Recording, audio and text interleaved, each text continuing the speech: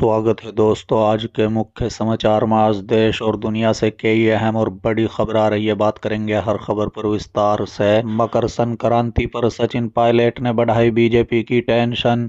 नीतीश कुमार कभी भी बदल सकते हैं पाला, बताएंगे विस्तार से। एक और बड़ी अपडेट आज एक साथ दिख सकते हैं लालू यादव और सीएम नीतीश कुमार। हो गई पूरी तैयारी। इसी के साथ अगली बड़ी खबर में आपको बताएंगे आप और भाजपा या कांग्रेस, दिल्ली में किसकी सरकार, नए सर्वे में किस दल को मिली कितनी सीटें। इसी के साथ अगली बड़ी खबर में आपको बताएंगे। एआईएमआईएम से टिकट मिलने के बाद ताहिर हुसैन की पहली प्रतिक्रिया, चुनाव को लेकर किया बड़ा दावा। तो चलिए देख लेते आज की पहली बड़ी खबर। मकर संक्रांति पर सचिन पायलट ने बढ़ाई बीजेपी की टेंशन। नीतीश कुमार कभी भी बदल सकते हैं पाला। जी हां दोस्तों, आपकी जानकारी के लिए बता दें, राजस्थान कांग्रेस के पूर्व अध्यक्ष सचिन पायलट ने जयपुर में बड़ा बयान दिया है। उन्होंने कहा है कि जो लोग कुछ दिन पहले तक 300 और 400 पार सीटों के नारे दे रहे थे, अब वो 240 पर हैं। एनडीए के दो बड़े दल डीटीपी और जेडीयू कभी बीजेपी का साथ छोड़कर चले जाएं, कोई पता नहीं। हालांकि उन्होंने ये भी कहा है कि सरकार बनाने से ही बात नहीं बनती, जनता का दिल जीतना होता है, बिना उसके बात नहीं बनती। सचिन पायलट ने कहा है कि हमारे जीवन में हमने खुद उतार चढ़ाव देखे हैं, कोई समय एक जैसा नहीं रहता। देश की जनता जागरूक है और वो सही समय पर सही निर्णय लेगी। जनता से किए गए वादे पूरे करने होते हैं। पायलट ने कहा है कि देश की राजनीति देश के साथ बदलती है, इसमें कोई बुरी बात नहीं है। देश की आज़ादी से पहले देश में क्या राजनीति थी, आज़ादी के समय क्या राजनीति थी, आज से 30 साल पहले क्या राजनीति थी और आज क्या राजनीति है। समाज बदल रहा है, दुनिया बदल रही है, तो राजनीति का बदलना स्वाभाविक है। उन्होंने कहा है कि लोकतंत्र को जीवित रखने का काम यदि कोई करता है तो संस्थाएं करती हैं। संस्थाएं कौन चलाता है? संस्था इंसान चलाते हैं। संस्था को चलाने वाले व्यक्ति की प्रतिबद्धता क्या है, उनकी सोच क्या है, वो कितने स्वतंत्र हैं, कितनी उनमें क्षमता है, कितना उनके देश से प्यार है। पायलट ने कहा है कि मुझे याद है कि जब मैं पहली बार संसद में गया था, मैं 26 साल की उम्र में संसद पहुंच गया। उस समय प्रधानमंत्री मनमोहन सिंह देश के प्रधानमंत्री सदन में थे। अटल बिहारी वाजपेयी, देवगौड़ा और चंद्रशेखर थे। 2004 में जो संसद का माहौल था वो आज नहीं है। देश की जनता को अपने भीतर भी झांकना चाहिए।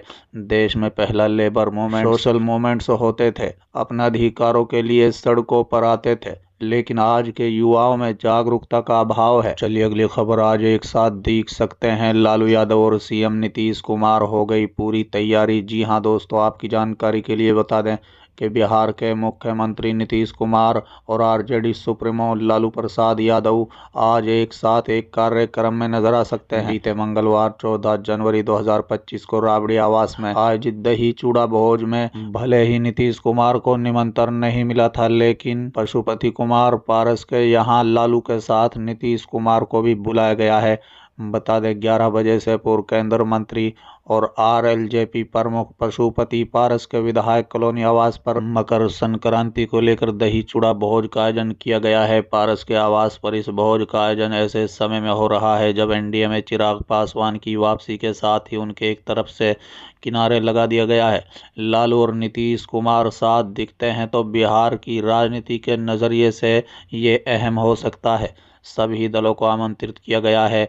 अब दिलचस्प होगा कि कौन से नेता इसमें शिरकत करते हैं और क्या कोई नया राजनीतिक समीकरण बनता है। बिहार की सियासत में मकर संक्रांति के अवसर पर होने वाले राजनीतिक दही चूड़ा भोज के बहाने कई बार सियासी खेल हो चुका है। बीते मंगलवार की शाम पशुपति पारस लालू को निमंत्रण देने के लिए राबड़ी आवास गए, दही चूड़ा भोज के लिए न्योता दिया। दोनों नेताओं की मुलाकात के बाद तेजस्वी यादव ने मीडिया से कहा कि पशुपति पारस के यहाँ दही चूड़ा का भोज होता है तो उसके लिए वो निमंत्रण देने आए थे। तेजस्वी ने यह भी कहा है कि लालू निमंत्रण मिला है तो शायद लालू यादव जाएंगे। चलिए अगली खबर, आप भाजपा या कांग्रेस, दिल्ली में किसकी सरकार, नए सर्वे में किस दल को मिली कितनी सीटें। जी हां दोस्तों, आपकी जानकारी के लिए बता दें कि दिल्ली चुनाव की उल्टी गिनती जारी है।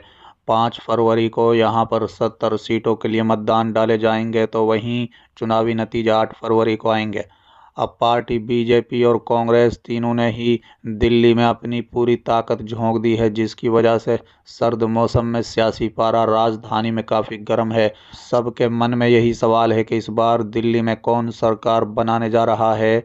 क्या एक बार फिर से केजरीवाल की यहां पर वापसी होगी या फिर कमल खिलेगा या फिर कांग्रेस यहां कुछ बड़ा कमाल करेगी। इसी सवाल के मद्देनजर हिंदी खबर और माइंड ब्रेक इंडिया ने इसे लेकर दिल्ली में एक सर्वे किया, जिसमें जनता से सीधे सवाल किए गए। बता दें कि इस सर्वे में जनता ने बढ़ चढ़ कर हिस्सा लिया और चौंकाने वाले जवाब दिया। इस सर्वे में कहा गया है कि एक बार फिर से दिल्ली में आम आदमी पार्टी की वापसी हो रही है। उसे यहां पर 70 में से 55 सीटें मिल रही है, जबकि 15 सीटें भाजपा के खाते में आ रही है।